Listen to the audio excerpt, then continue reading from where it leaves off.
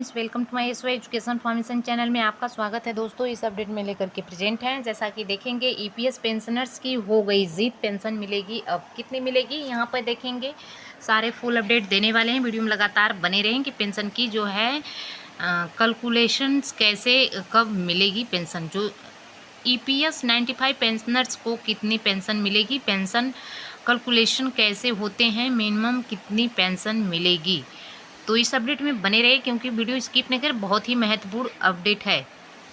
तो आप देख सकते हैं कर्मचारी पेंशन योजना ईपीएस 95 भारत सरकार द्वारा चलाई जाने वाली महत्वपूर्ण योजना है जो सेवानिवृत्त कर्मचारियों को वित्तीय सुरक्षा प्रदान करती है। और इस योजना के मुख्य उद्देश्य एवं कर्मचारियों को नियमित पेंशन प्रदान करना है जिन्होंने अपने कार्यकाल के दौरान ईपीएफ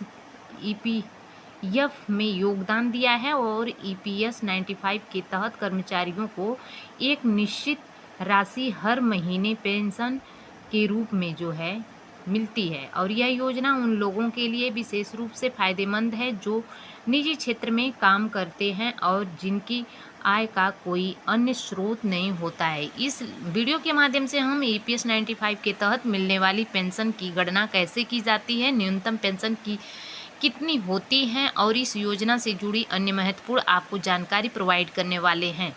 और ये जानकारी न केवल पेंशनर्स के लिए बल्कि उनके जो है परिवारों के लिए भी उपयोगी हो सकती है। अब देखेंगे कि इसमें दोस्तों की ईपीएस 95 की बात करें, इस योजना का परिचय 95 यानी कि कर्मचारी पेंशन 1995 एवं सामाजिक सुरक्षा योजना जो कि कर्मचारी भविष्य निधि ईपीएफओ यानी संगठन द्वारा प्रबंधित की जाती है। और इस योजना उन कर्मचारियों के लिए जो है लाभ प्रदान करने हैं जिन्होंने कम से कम 10 वर्ष जो है ईपीएफ में योगदान किया है। योजना के तहत जो है सेवानिवृत्ति के बाद कर्मचारियों को मासिक पेंशन भी मिलेगी। जिनको मिलती हो विशेषता क्या है, योजना का नाम आप जान ही रहे हैं जो 95 है, ईपीएस मतलब कर्मचारी पेंशन योजना।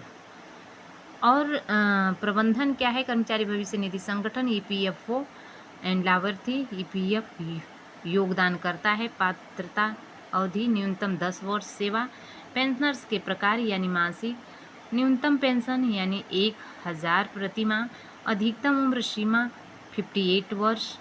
यानी आप ईपीएस 95 के तहत जो है पेंशन कैलकुलेशन के लिए तहत मिलने वाली पेंशन की गणना एक विशेष फार्मूला के आधार पर की जाती है। यह फार्मूला कर्मचारी की औसत वेतन और सेवा अवधि पर जो है निर्भर करता है।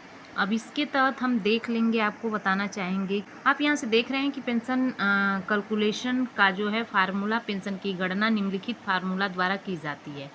यहाँ पर देखेंगे गुणे 70, यहाँ पे मल्टीप्लाई बराबर 70 होगा गुणे इसके तहत पेंशन, जहाँ पर औसत मासिक वेतन अंतिम 60 महीनों का औसत वेतन और सेवा वर्ष कुल सेवा वर्ष जिसमें जो है कर्मचारी ने ईपीएफ में योगदान दिया हो। उदाहरण के लिए मान लीजिए कि किसी कर्मचारी का जो है अंतिम जो है 60 महीनों का औसत वेतन 15,000 रहा है तो उन्हें 20 वर्ष तक का सेवा की है तो उनकी मासिक पेंशन क्या होगी, 15,000 गुणे 2070 बराबर 4,285.71।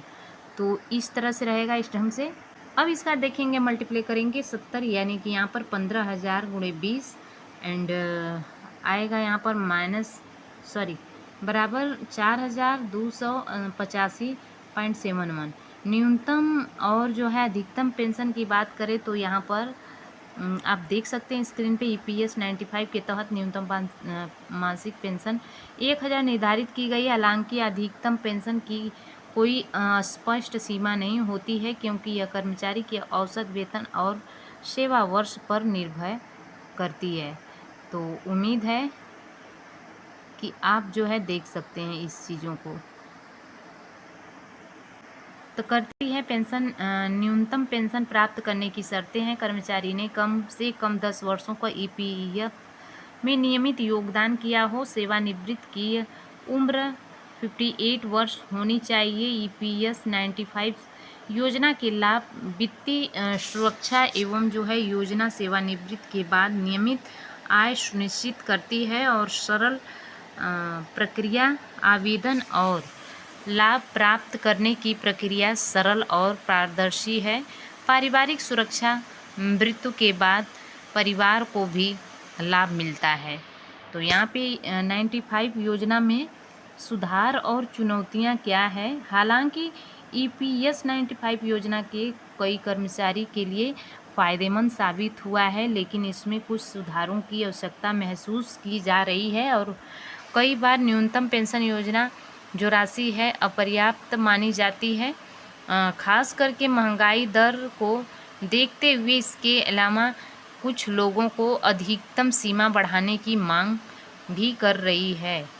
तो बता दें इसमें कि हम आपको बताएं कि इस वीडियो के माध्यम से, लेख के माध्यम से जानकारी देने का उद्देश्य है कि लिखा गया है कि इसमें कि दी गई जानकारी सारी दस्तावेजों पर आधारित हो सकती है। पाठ्यक्रमों को वीडियो जो देख रहे हैं सुनने वालों को सलाह दी जाती है कि किसी भी निर्णय या कार्रवाई से पहले संबंधित जो है सरकारी विभाग अधिकारी वेबसाइट पर पुष्टि कर ले, तब इस वीडियो के जानकारी की वास्तविकता को आधारित जो है, लेकिन समयानुसार इसमें परिवर्तन संभव है।